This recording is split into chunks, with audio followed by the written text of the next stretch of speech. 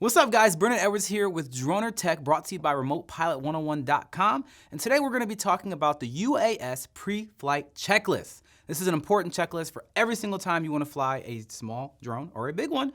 And so let's get into it because there's a lot to learn. So first of all, I want to talk to you guys about the day before, because being a professional drone pilot or somebody who's very serious about this, or even just a hobbyist, you start your prep the day before. And the things that you do on the checklist are, first, you charge and check all of your batteries. And when I say check them, you want to look for any kind of signs of swelling or damage. And when I say all your batteries, I mean the flight controller, I mean the drone batteries themselves. If you're using any kind of tablets or a crystal sky or anything like that, you want to make sure all your batteries are charged, and also you don't see any signs of swelling, because that is a sign of a dangerous battery and you should not be using it. Up next, you want to ensure that all the software for all the pieces of equipment that you're using are up to date.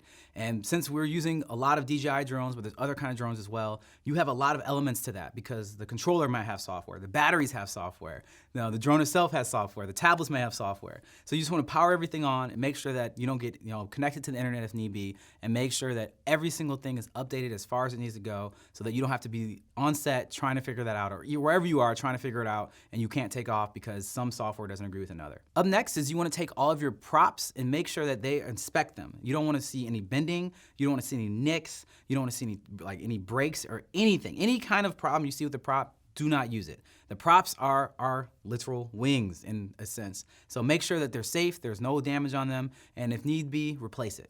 So up next on the checklist is actually a calibration. It's called the IMU calibration. Now this is one that is optional, because you don't always need to calibrate your IMU, but understand that your IMU is a hard reset for pretty much every sensor you have in the drone to be able to make sure that it is just ready to go, it's stable, and is doing all the things you want it to do, and responsive in the way you want it to be. Now this takes a lot of time. So you don't want to be doing this the day of if you can avoid it. If you calibrate your gimbal, you get it up in the air, and the drone still is drifting or doing things you don't want, that's typically when you calibrate the IMU. So I like to, the day before, fly my drone, look at all the systems, make sure everything works, even if it's a very short flight, see how stable it is, see how good it feels, and if I notice anything off or feel any kind of weird way about it, or I'm traveling to a faraway place, then typically I'd like to be in the place to calibrate the IMU. Let's say if I go to a different country, then I'll calibrate it there. But if I'm having trouble that day when I'm practicing with it, then I still calibrate it as well. So optional, depending on how much you've been flying your drone, but something to definitely think about. And last but not least, for the day before, you want to see if you can scout the location. And that will actually lead us into the next part, the location. So for the location, the first thing that's really important about where you're flying is making sure you're flying legally. So you need to check your Before You Fly app. That's an app that goes for Google, Android systems, as well as for Apple systems. This is an app developed by the FAA, so you know it's gonna give you the truth. It had its rough days back in the day, but lately it's been much, much, much better. I highly recommend it, and it'll tell you exactly if you're flying in a safe area or not. So I highly recommend checking that out. And if you do need to get some kind of authorization, then we actually made a separate video to be able to get certain types of authorization called the LAANC or the LANC, and you can check it out on the other videos we made. At the location, this seems obvious, but sometimes you get in a rush and you're not thinking about it. You want to make sure you're looking that you have no overhead areas or restrictions. So when I say that, I'm thinking like trees, I'm thinking literally roofs, houses, anything that that can interfere, like wires of any type. And speaking of wires, another thing you should be really, really, really aware of is power lines and anything else that's like a metal structure that can have a magnetic interference, because that can mess with your GPS. If your GPS starts getting messed up, then you can have the drone drifting or acting in ways that you're not used to having to deal with it, and that could either cause you to crash, not be able to get the shots you want. It's just not a good look. So in general, you don't want to fly next to power lines, not necessarily because, oh, I'm scared I'm gonna electrocute it. It's more so that power lines have a magnetic field around them. And that magnetic field can interfere with your magnetic compass, which will just interfere with your flying, and ain't fun when that happens, I promise you. So up next, you wanna make sure that you estimate the minimum height that you can do a return to home.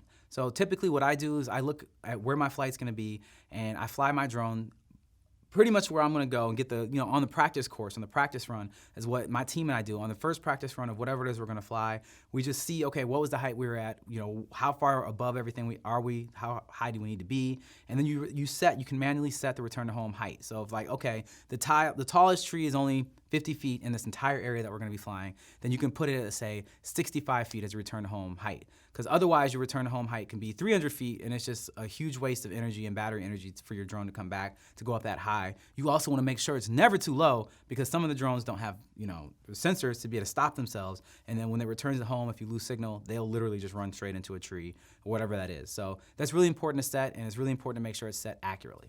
Up next, obviously you guys know, unless you are one of the very few that has the waiver to fly over people, you wanna make sure that your flight path and what's going on is not gonna be having you flying over people. So inspect the area, take a moment before you take off, see if anybody just walks through the flight path that you're gonna be going on, and don't fly over them.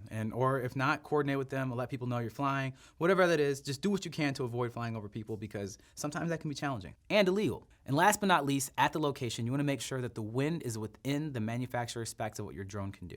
And there's a lot of different ways that you can check that. There's a lot of weather apps. You can just use weather.com. There's a bunch of drone apps that'll tell you the weather side of things. But either way, you should know, like if you get into a space and it feels kind of windy and you're like, this is interesting. Typically, the wind up high is higher than the wind at the ground.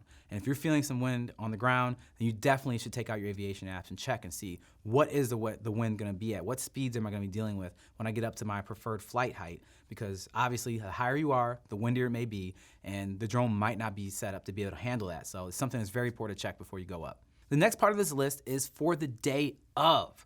Like, what are you gonna do when you arrive to wherever you're gonna fly?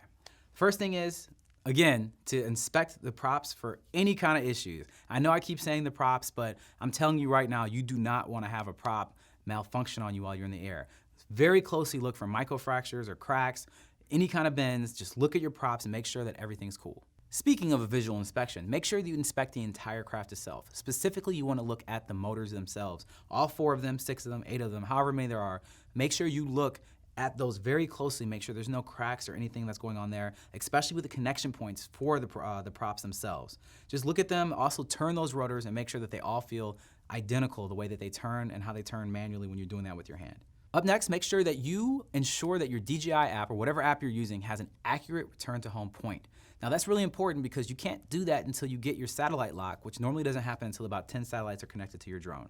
But after that point, you can actually see what on the map in the corner, on the DJI app at least, it'll tell you exactly where your home point is. And if that's not matching up with what you are, where you are, the little blue dot, then you need to pretty much, I would power cycle the drone again and say, okay, let's try this one more time because it's not working the way it should. And if your return to home point isn't where you are, then you lose connection to that drone, that's where it's gonna go. And you didn't set the return to home height for that, and you also don't really know where that is. It could be landing on a house, it could be landing on top of a tree, all kind of things could be happening. So it's really important to ensure that your return to home point is the same as where you stand. If applicable, some drones have it, some don't. Just make sure that you're gonna be in P flight mode, not S mode. S is sport mode, and for your first flight of the day, you normally don't wanna be in sport mode. Sport mode can be a lot of fun, and there's a lot of use for it, but typically you wanna just make sure you're in the correct flight mode. And that's the kind of thing that a pre-flight checklist is for. So I know I talked about on the day before calibrating the IMU. You don't normally want to do that the day that you're going to fly or do anything like that, but what you do want to calibrate is your compass. Every time you fly, I highly recommend calibrating your compass, which is also called the spin dance, or at least that's what I call it. It's where you calibrate your GPS compass. It's pretty much you spin the drone at about almost 5 feet in the air. You spin it horizontally, you spin it vertically. It gives you instructions in the DJI app if you're using a DJI drone to be able to do that, but I recommend doing that before every single flight. On the day of the flight, make sure that when you're building your controller, you whip the antennas so that they are parallel to each other. The reason that you want to have them be parallel is because that ensures that you're going to have the greatest reception ability of those antennas because that's how they're intended to be. And last but definitely not least, if you happen to be flying a camera drone, then there is a whole plethora of things that you need to understand about how the cameras work and how cameras work in general. That's literally math and science in itself. And we're gonna make a separate video about that. But what I'll give you right now are what my baseline ways that I do on my pre-flight checklist to make sure I have everything that I need. The first thing is to format your SD card. You should always format your SD card before you fly just to ensure that you're gonna have no problems recording and that it was formatted in the same system that's gonna be using to record. So format it in the drone. Second of all is after you calibrate your gimbal to make sure that it's good and it's gonna stay steady, you wanna get the camera settings right. And those camera settings that I typically use, and these are just baseline settings, I almost always have an ND filter. Now which ND filter I have, again, a whole different ballgame. Just depends on how bright it is. Make sure your gimbal is off. before you install any ND filters, because that can mess up your gimbal calibration, and you can get up in the air and you can have a jittery camera or a drifting camera simply because you were touching the camera while the gimbal is on and you have messed up the calibration. So if you're installing ND, turn off the drone, install the ND, and then turn it back on. So we'll leave that at that for now. I'm gonna make a whole separate video about that, but you should have ND on it if you're flying during the day at any point for the most part. I also typically shoot at 24 frames. That's just because I shoot for television and movies. That's the frame rate that's preferred in the United States for a lot of different projects. I typically have my camera set to manual mode, and I have my shutter at 50 or 100. I keep my ISO at the natural levels, which is typically on a DJI drone 100. And for the color of the footage, depending on what I'm gonna do with it, normally I talk to, if I'm working on a production, I'll be in D-Cinelike or D-Log, depending on if they're gonna color it or not, or if I'm doing this for myself, or if somebody just doesn't wanna have to color the footage, then just have it in the normal mode. Also, your white balance, if it's a sunny day, you want it to be 5,600. If it's a cloudy day, you wanna bring it up, probably maybe closer to about 7,000. And if you happen to have a nighttime waiver and you're flying at night, then you wanna lower that down to about 3,200. And you can adjust that slightly based upon what it looks to the eye, but those are the baseline settings for all that. All right, droners, that's it. That's my pre-flight checklist. Let me know if there's anything that you guys do additionally to make sure that you guys are flying safe and getting all the kind of footage or whatever it is that you're flying to do. As always, you guys can check out more videos like what we did. This has been brought to you by Remote Pilot 101, and make sure you stay fly.